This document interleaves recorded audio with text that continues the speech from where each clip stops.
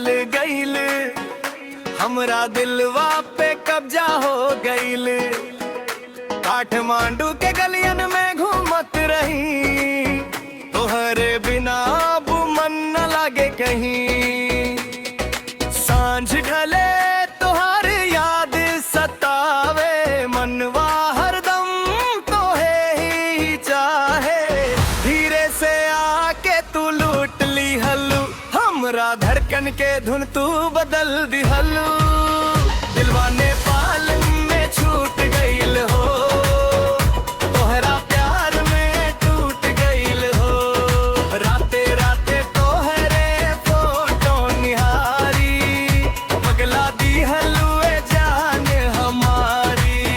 दिलवा नेपाल में छूट गईल हो, तोहरा प्यार में टूट गईल हो।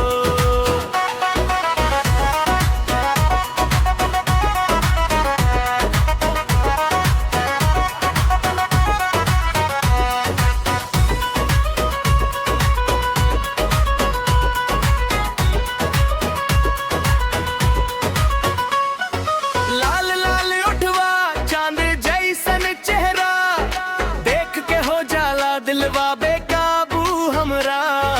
डीजे पे बज जब तोहर नाम हो, पूरा भीड़ बोले वाह क्या काम हो। इंस्टाग्राम झलक पे तू चल गईलू, हमार प्यार वायरल पहचान बन गईलू। लाइक टिप्पणी सब तोहरे नाम पा, रानी तू ही दिल के जान पा।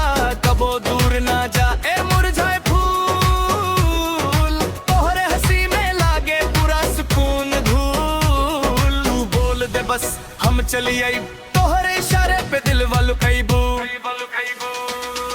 सांझ ढले तोहार याद सतावे, मनवा हरदम तोहे ही चाहे।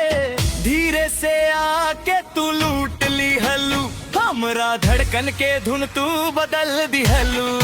दिल दीवाना